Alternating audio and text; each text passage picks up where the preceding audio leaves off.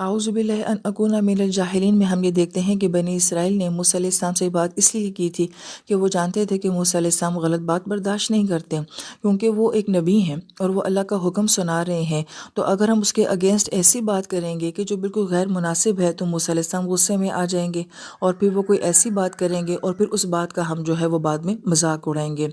یہ وہ ایک ٹیکنیک ہے دشمن کی کہ ہر دشمن جو ہے وہ آپ سے سر عام آ کے لڑتا نہیں ہے۔ بعض اوقات سامنے والا دشمن جو ہے وہ ایسی ٹیکنیک اختیار کرتا ہے کہ وہ آپ کی شخصیت کی کمزوریوں سے فائدہ اٹھانے کی کوشش کرتا ہے۔ موسیٰ علیہ السلام کے اندر کوئی کمی نہیں تھی، یہ ان کی خوبی تھی کہ وہ غلط بات برداشت نہیں کرتے، کیونکہ وہ تو نبی تھے۔ لیکن ہمارے اندر بہت ساری ایسی کمیاں ہوتی ہیں، اور اگر سامنے والے کو یہ پتہ چل جائے کہ یہ اس کی کمزوری اور کمی ہے، لہٰذا وہ اسی کمزوری سے فائدہ اٹھانے کی کوشش کرتے ہیں۔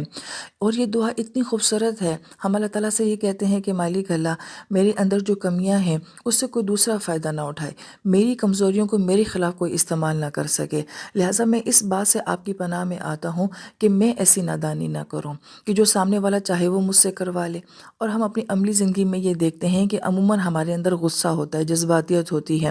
یا ہماری کوئی نہ کوئی کمزوری ہوتی ہے، کسی کے ماں باپ، کسی کی اولاد، کسی کی اس کی جاب، یا کوئی بھی چیز جو انسان کی زندگی میں ہوتی ہے، اور اگر سامنے والا اسی کے خلاف کوئی بات کرتا ہے اور وہ بات میں یہ کہہ دے کہ میں تو جنرل بات کر رہا تھا، میں تو ایک عام بات کر رہا تھا، تو گویا کہ اس میں ہم ایک دم ہائپر ہو جاتے ہیں، اور پھر بعد میں کیا ہوتا ہے کہ ہمیں ہی معافی مانگنی پڑتی ہے، اور ہمیں یہ احساس ہوتا ہے کہ شاید مجھے یہ نہیں کرنا چاہیے تھا، میں اس بات کو ڈیزرو نہیں کرتا ہوں۔ تو ہمارے وہ رویے کہ جنہیں ہمیں بعد میں خود ہی جو ہے وہ پچھتانا پڑے، اور سامنے والا اس سارے واقعے سے، اس سچویشن سے جو ہے وہ فائدہ اٹھا لے۔ کتنی خوبصورت دعا ہے کہ مالک اللہ مجھے ایسا جاہل نہ بنانا، مجھے ایسا بے قابو نہ بنانا، میری شخصیت کو جو ہے وہ اتنا کمزور نہ کرنا۔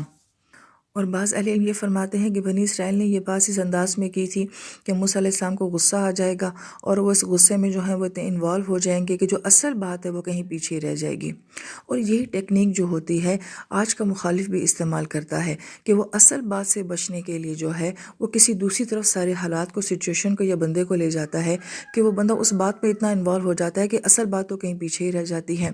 تو ہم اتنے کمزور کیوں بنیں کہ سامنے والا جیسے چاہے، جس طرح چاہے وہ ہمیں استعمال کرے،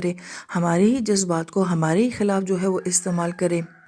لہذا یہاں پہ انسان اللہ تعالیٰ سے کہتے ہیں اعوذ باللہ۔ یہ اعوذ لفظ جو ہے ہم اعوذ باللہ من الشیطان الرجیم بھی کہتے ہیں، یہ لفظ اوز سے بنا ہے۔ اوز کا مطلب ہوتا ہے کہ گوشت کا ہڈی کے ساتھ چمٹا ہوا ہونا۔ تو گویا کہ جب آپ ہڈی کو گوشت سے جدا کرتے ہیں تو وہ ان دی اینڈ آخر وقت تک جو ہے وہ ہڈی کے ساتھ چپکی ہوئی ہوتی ہے، اور آپ اس کو نوچتے ہیں۔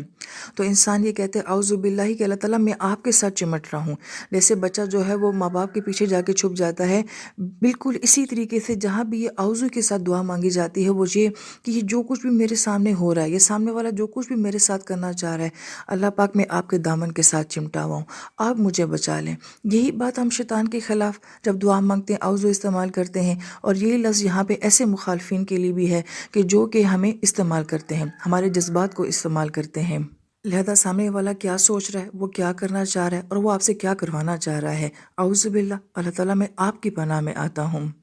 اور جاہلین جو ہے وہ جمع کا صیغہ ہے، تو گویا کہ جب ہمارے ساتھ اس طرح کے معاملات ہوتے ہیں تو پھر ایک غلطی، اس کے اوپر دوسری غلطی، اس کے اوپر تیسری غلطی، یا مختلف طرح کی خطائیں جو ہیں وہ ہم سے ہونا شروع ہو جاتی ہیں۔ تو گویا کہ ان ساری خطاؤں سے بچنے کے لیے، اس ساری جذباتی پن سے بچنے کے لیے جو ہے یہ بہت ہی خوبصورت دعا ہے۔ اور آخر میں ایک اہم بات جو اکثر تفسیر میں بھی کہتی ہوں اور دعاؤں میں بھی یہ بات ہے کہ جب ہم اس طرح کی دعائیں پڑھتے ہیں تو کیا ہمیں یہ احساس ہوتا ہے کہ شاید میں مظلوم ہوں اور مجھے ہی ہر ایک کے خلاف جو ہے یہ دعا پڑھنی چاہیے؟ کہیں ایسا تو نہیں کہ میں بنی اسرائیل کے اینگل پہ کھڑی ہوئی ہوں اور کوئی میرے خلاف جو ہے وہ اللہ پاک سے ایسی دعا مانگ رہا ہو؟ لہٰذا صحابہ کرام جب قرآن سنتے تھے تو وہ اس طرح سے سنتے تھے گویا کہ یہ بات ہمارے لیے کی جا رہی ہے، اگر جو اس میں کافر، یہود و نصارہ مخاطب ہوتے تھے۔ اور ہمیں بھی قرآن یا دعائیں جو ہیں وہ اسی انداز سے سننی چاہیے کہ اگر خدا نہ خواستہ کہ کہیں ایسا تو نہیں ہے کہ کوئی میرے خلاف اللہ تعالیٰ سے یہ دعا مانگ کے میرے خلاف اللہ کی مدد مانگ رہا ہو، تو اللہ تعالیٰ ہمیں ایسا خطا کار نہ بنائے، ایسا گنہگار نہ بنائے کہ کوئی ہمارے لیے جو ہے ہم سے بچنے کے لیے، ہماری ذات کی شر سے بچنے کے لیے اللہ کی پناہ میں جا رہا ہو۔ تو نہ تو اللہ تعالیٰ ہمیں ایسے دشمن دے اور نہ ہم خود اپنی زندگی میں کسی کے ایسے دشمن بنے۔ آمین یا رب العالمین۔